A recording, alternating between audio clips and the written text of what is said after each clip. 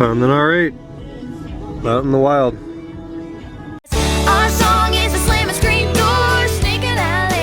And amazingly, a Land Rover / Range Rover / whatever, they're all the same, that isn't white or black. And that may, no, I think I saw a red one once. That's one of the first non-white or black ones though. Oh, and there's a Bentley over there. I never cut through town this time of day on a Thursday. I have to today because I have absolutely no gas. Looks like a Flying Spur or a Continental. That's a Continental. So I'm on my way home from class, and the exact same place as yesterday or 2 days ago in the M5. I went by that M6, that black E63 M6 that I see here all the time, and the guy was driving it with the window down. He's got his hand out the window holding a cigarette. And I was in the M5, so I give him the wave. He smiles, gives me the wave. Today I'm in the 330. He's making the same turn, hand out the window, another cigarette. I tap the horn because he probably doesn't know this car. Give him a wave, and the Asian guy waves back at me. When I don't get out exactly at 3:30, this is Lincoln Street down the hill. I'm gonna sit through, including back here before the stop sign, probably 12 light changes, maybe 14.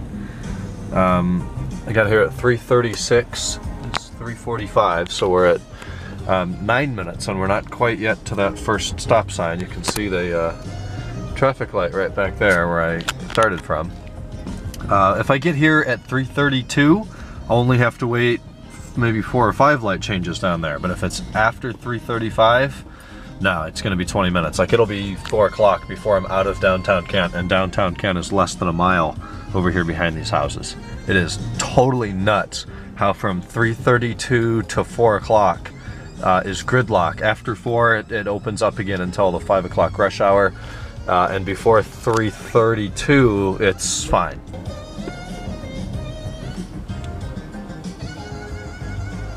.348, almost to the stop sign. All right, that's working pretty well. We're going 12 over and there's nobody there to do anything about it. So that's kind of worthless. It is 4:04, so I did get out of town by about 4:01. But ridiculous. I mean, 30 minutes to go a mile. What is this, Los Angeles? It's Kent, Ohio, and a town that's home to like 4,000 people probably. If you don't count the university. You count the university now, it's 50,000. That's the problem. So anyways, first graded case.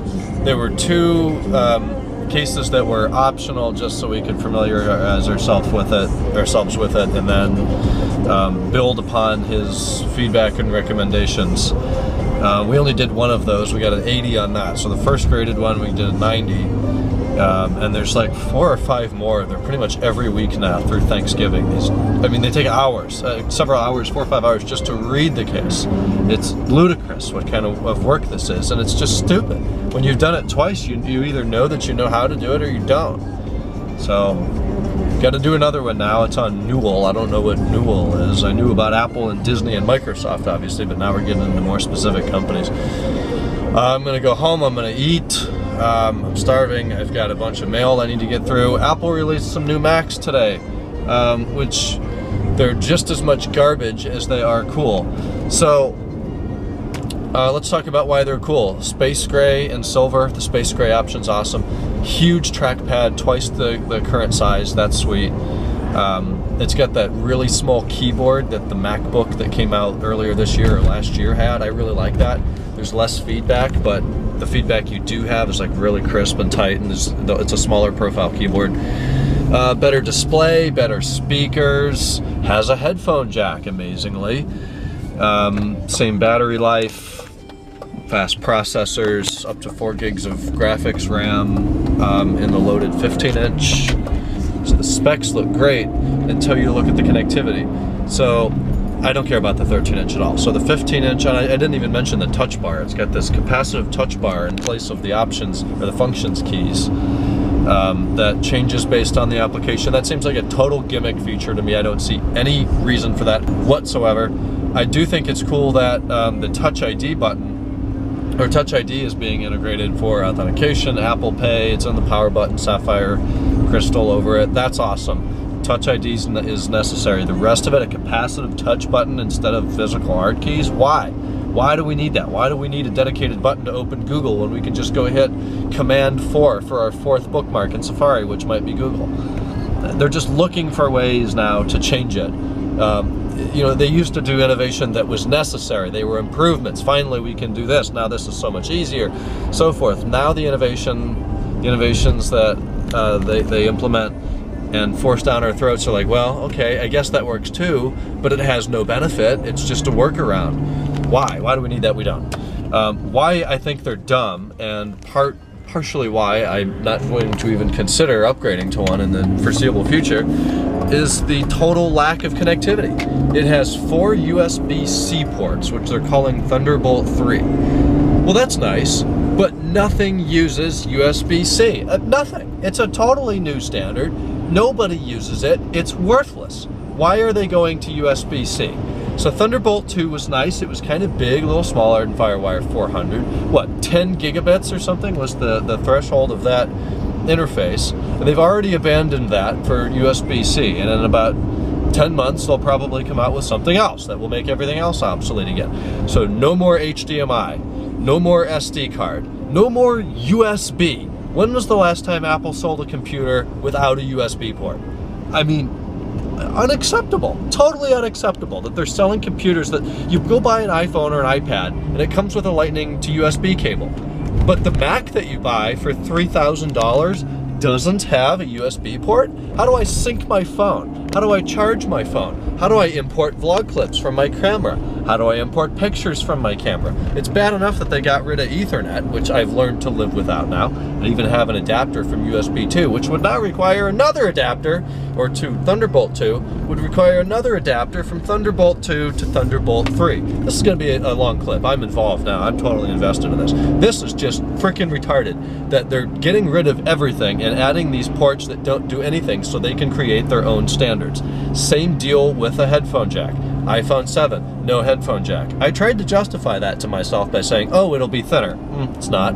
And, oh, it'll be waterproof. Well, okay, Samsung makes a phone that's nearly as water resistant as the iPhone 7, and it still has a 3.5mm headphone jack.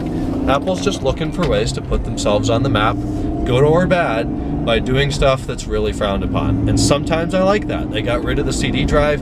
That opened up a ton of space inside the computer for huge innovations in battery technology and better speakers, and it was thinner and it was lighter and it was just way better. And we didn't even use, I mean, I went out and bought a, what do they call that, a super drive to USB, which would now require another adapter to work with the new Macs. Are you kidding me? I mean, Steve Jobs said if you need dongles and adapters, you're doing it wrong. And he could not have been more right. Same thing with the stylus. And what does Apple do 4 years after he dies? They make a stylus pen for the iPad Pro. I've only seen 2 iPad Pros in the wild. They've both been in huge international or huge domestic airports. And I've never seen anybody using one of those stupid stylus pens that you have to buy additionally for like $150. I love Apple. I think they make great products, but boy, do they make stupid decisions sometimes. So, with the way that I do stuff right now, if I were to go and trade my Mac in, even for free, on the new 15-inch Retina Pro with the Touch Bar and Touch ID, I would need a USB-C/Thunderbolt 3 to USB, Lightning, Thunderbolt 2 for the hard drive, and SD. So that would be 4 adapters. And the ones that I've looked at are $49 a piece. So that would be $200 in addition to the $3,000 purchase price of the computer, just to be able to have the same connectivity that I do today. That seems so wrong to me. I mean, how could I even change my process? So I would have to go and find a cable for the Lacy hard drive that's USB-C to Thunderbolt 2. I could probably do that. Okay, so that would be a solution, $40 permanent solution. But then it would only be able to plug into these latest generation of Macs, no other Macs. Unless I kept the current cabling and then used all the adapters. And then the SD card thing, every single night, I would need one by my desk, I would need one by my bed, because that's where the vlog gets edited, from bed. So I would need 2 of those adapters for the SD card. Then if I'm out somewhere, I just took a bunch of pictures, I'm in the car, I want to plug in the SD card and take the cameras off, now I can't do that. Phone charging. That's disastrous. Maybe people don't sync their phones anymore. Is that weird that I still do? I do. I sync my phone about once a week. I very frequently will charge it from my Mac. While I'm sitting watching a basketball game and the Mac's there, I'll use the Mac to charge it. So all of that's been done away with. And ironically, they've kept the headphone jack on the Mac, which is so funny.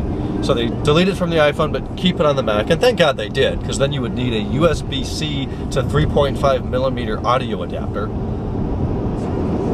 It is ridiculous. Leave your thoughts and comments below. That is a 8-minute clip. That's a record. I haven't done that one for a while. Now it's the end of the day, as usual. After my 10-minute bitch fest, I got home.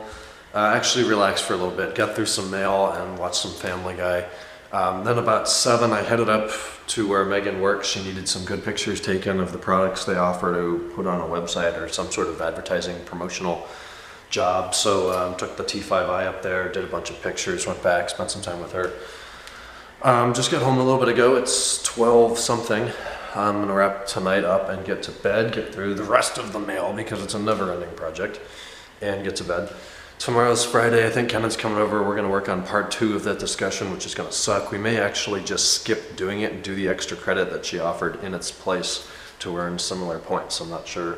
We'll really just analyze which one will be easier and do that one. You know, it's just points. If we lose them on that one, we'll gain them on something else. That all evens out. So that was today. I got class done and all that, and we got a 90 on that, so I feel good. But it's cold and I'm tired. It's supposed to be, I think, 72 on Saturday, which will likely be our last day in the 70s. I definitely need to do a car cleanup after driving last weekend for the hikes. We got a bunch of bugs on the front.